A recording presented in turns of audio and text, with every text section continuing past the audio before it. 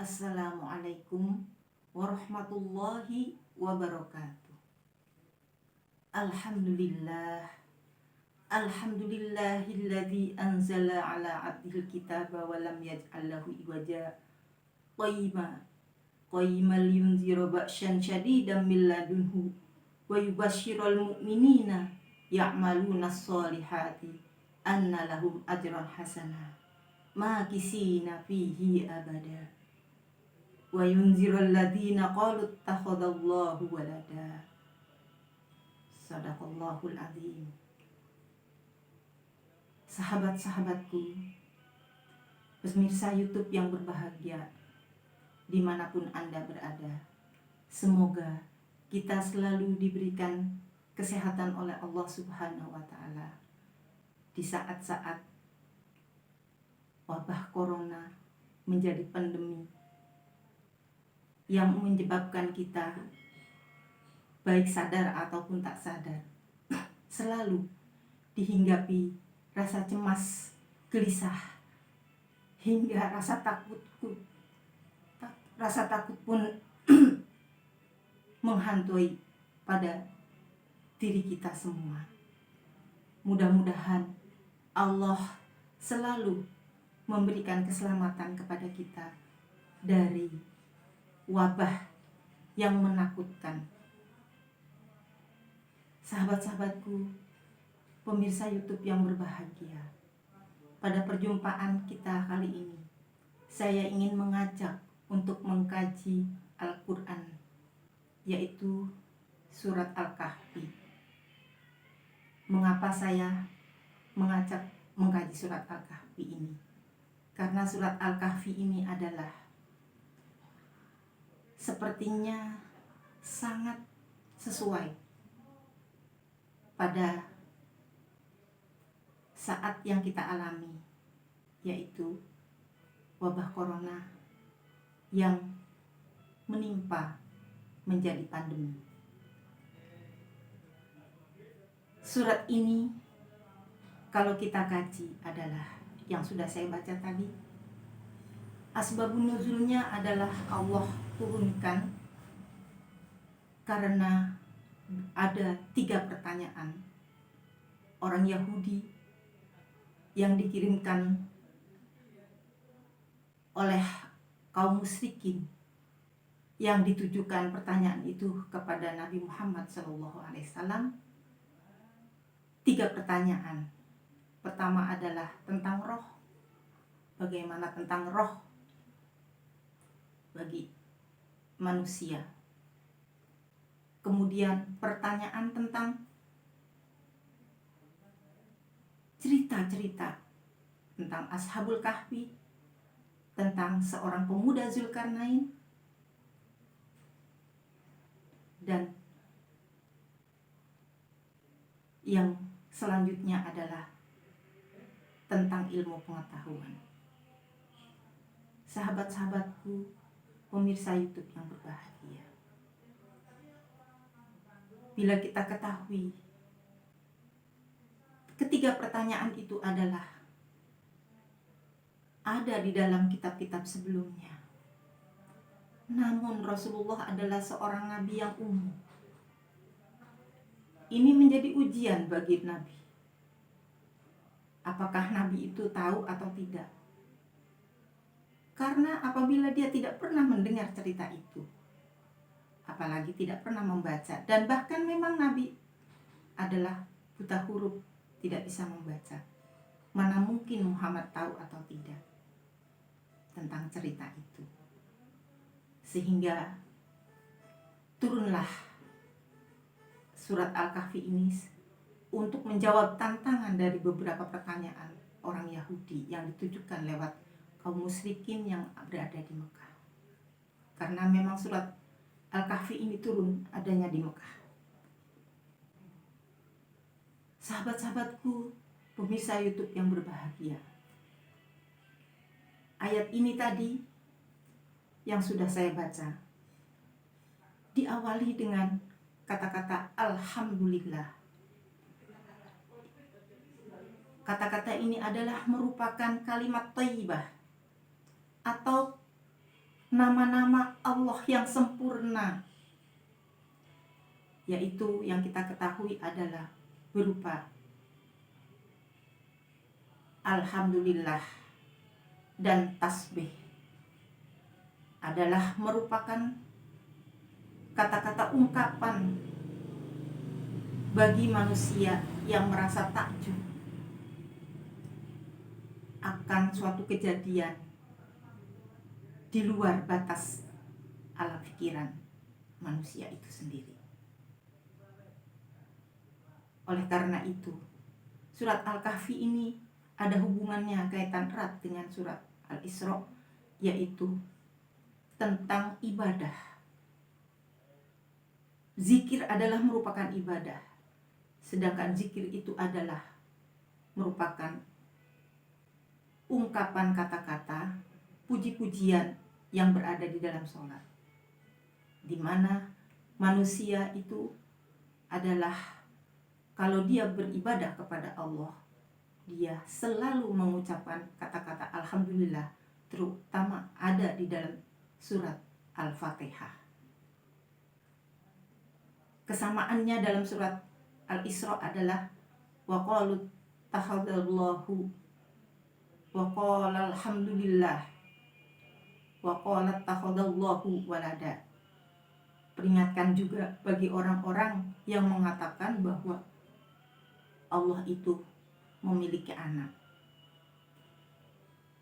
Ini ucapan yang selalu harus dihindari ketika beribadah adalah menyekutukan Allah,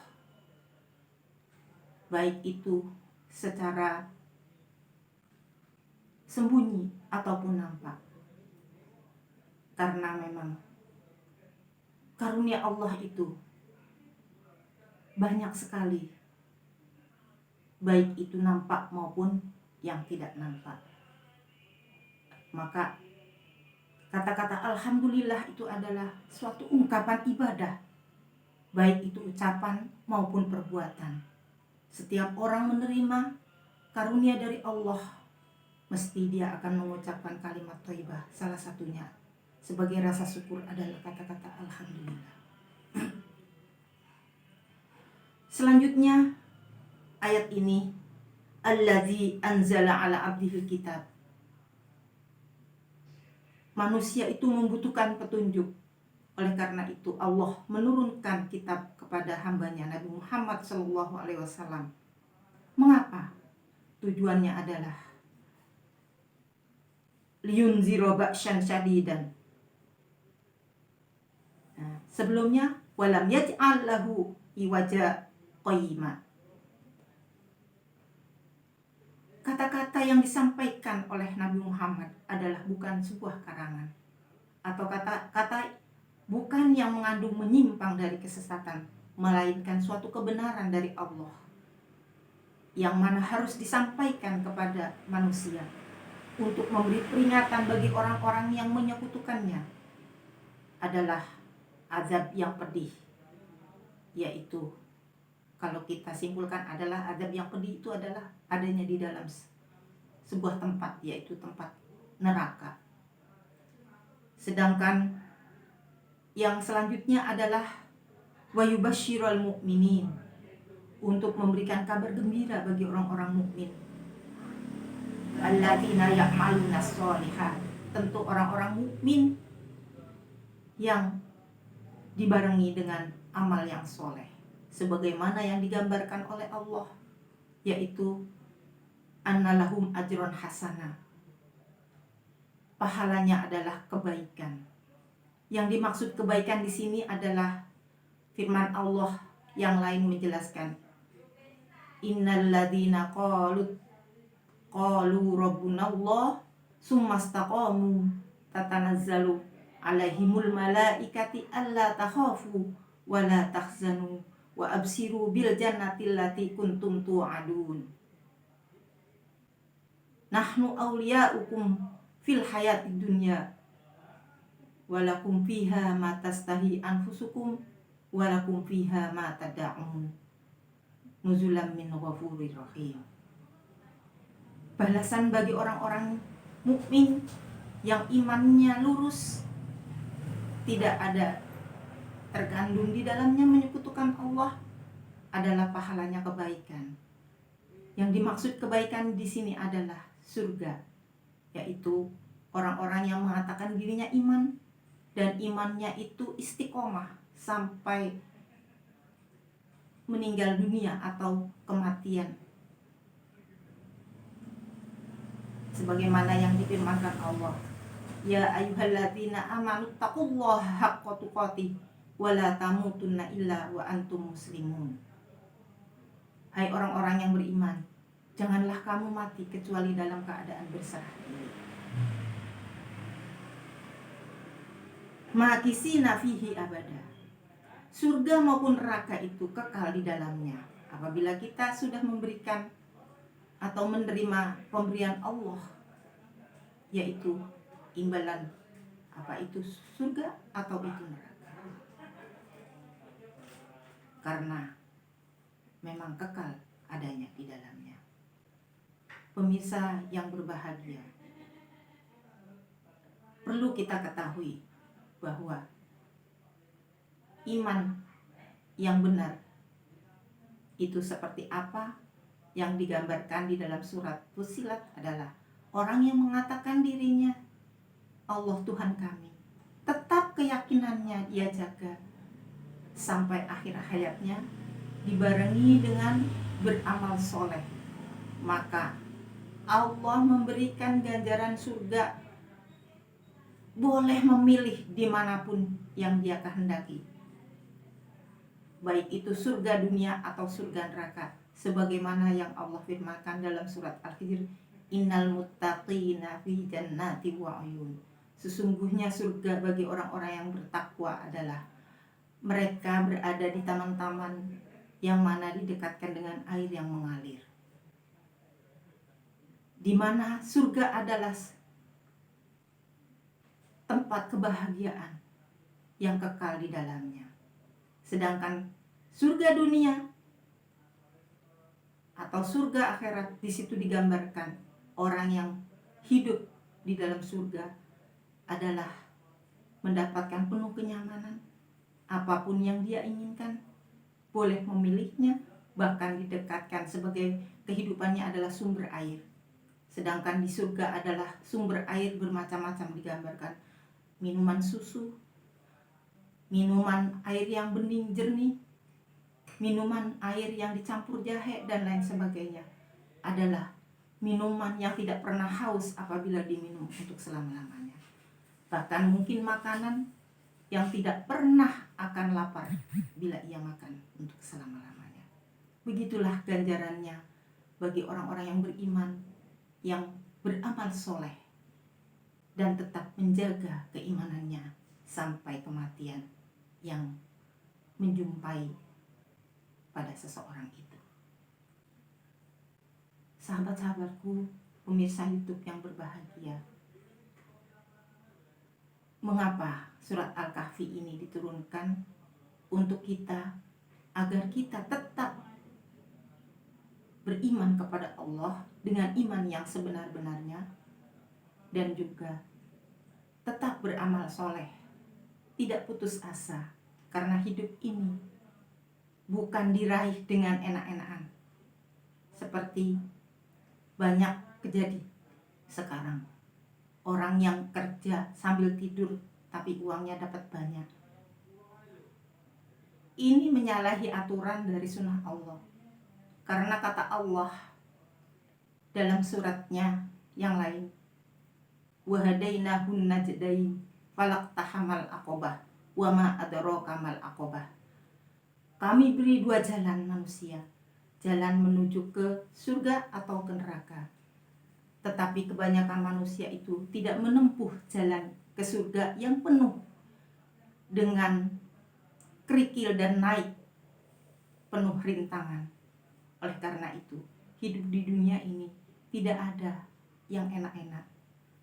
Karena kata Allah itu adalah harus diraihnya. Begitu pula kita harus meraih dua jalan. Salah satunya adalah bagi orang yang berpikiran sehat, pasti ingin meraih jalan surga, yaitu menempuh dengan susah payah, karena memang hidup di dunia ini dengan susah payah. Tidak ada orang yang hidup di dunia ini enak-enakan terus apa yang diinginkan datang, malah nanti bisa menakutkan. Kita ingin makan tahu-tahu piring berjalan. Nah, ini suatu yang mustahil. Berarti segala sesuatu di dunia ini dicapai harus penuh dengan kerja keras. Oleh karena itu, ayat ini dari surat Al-Kahfi memberi motivasi kepada kita bahwa hidup ini adalah harus mengikuti jalannya, yaitu jalan yang benar.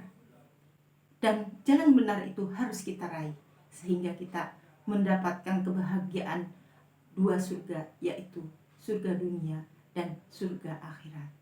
Semoga siapapun orangnya, termasuk kita semua, berhak meraih itu, karena banyak orang yang lalai untuk meraihnya menuju jalan ke surga. Mudah-mudahan ini adalah merupakan pintu jalan sebagai motivasi bagi kita semua untuk dapat meraih tiket surga, baik itu surga dunia maupun akhirat. Kajian kita pada kali ini sampai di sini dulu. Tentu kita akan berjumpa kembali pada episode berikutnya. Akhir kalam. Nasrun minallahi wa fathun qarib. Wassalamualaikum warahmatullahi wabarakatuh.